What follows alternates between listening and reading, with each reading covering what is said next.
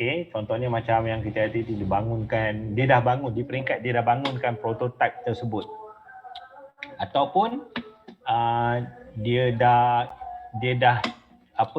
macam katakan dia dah benda tu, teknologi tu, tapi dia nak improvekan teknologi yang baru. So mula-mula dia buat research kan, kemudian dia bangunkan teknologi tersebut, dia suitkan dengan produk ataupun proses yang dah ada tu. Contohnya mungkin dia dah ada proses daripada proses nombor 1 sampai proses nombor 10. Okey, mungkin dia nak buat satu teknologi, dia nak mempercepatkan proses dan meningkatkan hasil produk. Mungkin dia cut yang proses katakan nombor 4 sampailah nombor 8 contoh. Kemudian dia nak gantikan dengan satu je proses yang baru. Kan, proses yang baru. Proses ni yang dibuat research and development. So yang proses mula awal, katakan mesin kan dia ada proses kan, proses 1, 2, 3, 4 sampailah proses sampai 10. So mungkin dia akan ganti, dia akan keluarkan yang projek yang proses yang nombor 4 sampai nombor 8. So dia tinggallah yang depan tu proses nombor 1, 2, 3. Kemudian tinggal nombor 9 dengan 10. So apa yang berlaku adalah nombor 4 sampailah nombor 8 dia buang, kemudian digantikan dengan mungkin teknologi yang baru. Itu yang dipanggil dia develop benda tu. Okay, dia kata design, construction, testing of pre-production or pre-use prototype. Ni lah, design of tools, and then jigs, and then ni lah new technology lah. Maksudnya apa dia buat new technology, dia buat macam lah. Tapi macam ni lah senang cerita.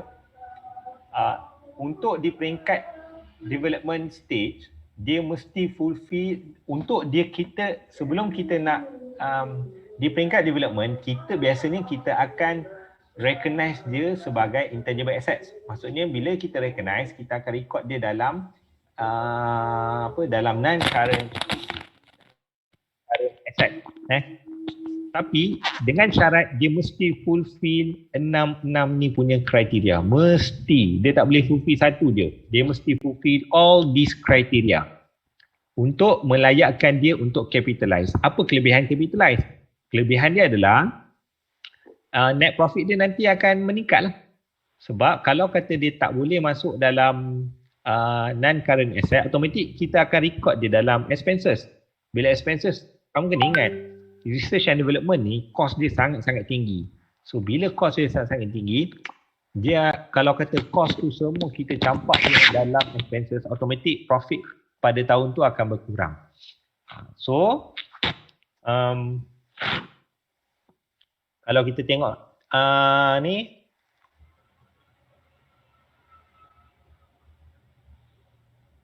kalau kita tengok ni kalau kita tengok yang apa yang dia bagi kat sini, itu yang kita akan kita tengok. Okey, dia mesti fulfill 6 kriteria, betul? 6, 2, 4, 6. Okey. Secara teknikal dia kata dia syarat dia di peringkat development ni, dia mesti technical feasible of complete the intangible assets so that it will be available for use or sales. Maksudnya secara teknikal diorang memang boleh completekan benda tu sampailah di peringkat diorang akan jual nanti. Ni paling penting. Nombor 2 adalah diorang memang ada intention untuk diorang completekan. Maksudnya completekan lah yang kata aset tersebut. Maksudnya katakan dia nak bina engine tu, saya kata dia engine hybrid. So dia memang ada intention untuk completekan sampai siap benda tu. Ketiga adalah the ability to use ataupun to sell. Kadang-kadang dia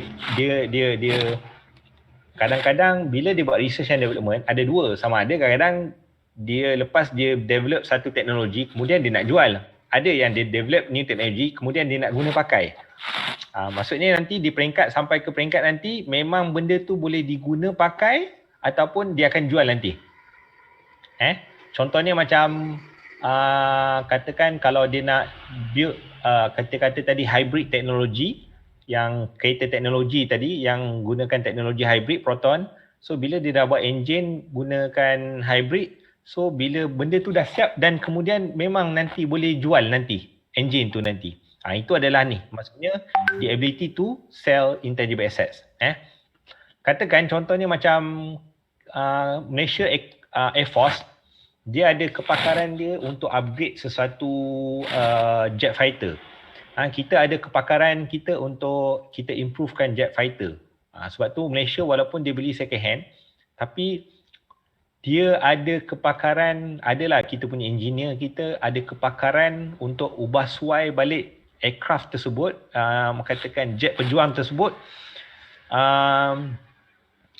Dia memang dapat improve benda tu. So benda tu adalah melalui research and development. Katakan melalui research and development, katakan contoh sebelum ni kita beli katakan jet pejuang MiG contohnya. Ini dah outdated.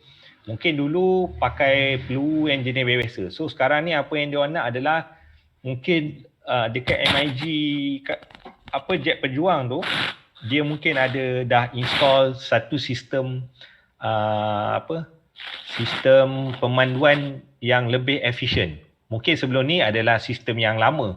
So dia dah upgrade sistem pemanduan jet fighter tu dalam sistem yang lebih bagus dan sistem yang lebih improve, lebih moden. So ada bila dia orang bangunkan research and development dalam bentuk tu, maksudnya kat sini bila dia orang dah siap benda tu dan dia orang boleh guna. Itu maksudnya the ability to use. Sebab dia orang tak jual. Tapi dia orang buat research and development tu untuk dia orang guna pakai. Itu maksudnya ability to use. And then nombor 4 adalah how intangible asset will generate probable future economic benefit. Maksudnya katakan kalau dia boleh jual, dia boleh gunakan, maksudnya dia memang akan generate future economic benefit lah. Benda ni dia interrelated.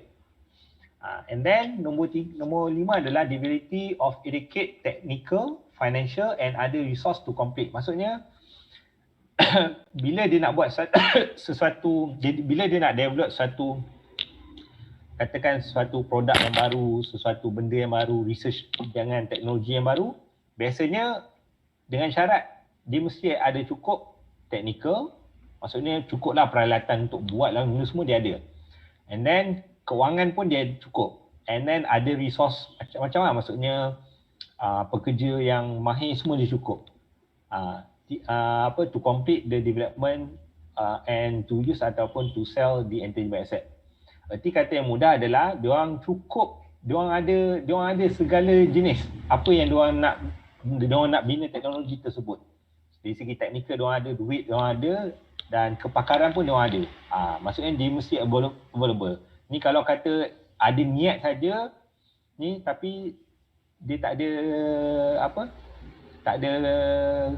orang kata tak ada ni lah, technical, financial ni tak ada, tak boleh juga. And then the ability to measure reliably the expenditure. Maksudnya kita tahulah berapa harga ni. Okay. Secara conclusion untuk yang ke-66 ni adalah bila kamu baca satu case study, dia cerita pasal benda ni, nak identify salah satu ni susah. Dia nak senang cerita adalah, senang ni cerita macam ni. Kalau dia ada intention untuk complete, automatically dia memang ada benda ni semua. Nombor 1 dia ada, technical feasibility dia ada. And then bila dia ada intention untuk complete, dia ada ability to use ataupun to sell, automatically yang 5, 6, 7 ni memang akan automatic akan ada. Yalah, kenapa saya kata tu? Bila dia ada ability to use ataupun bila dia ada intention to complete, maksudnya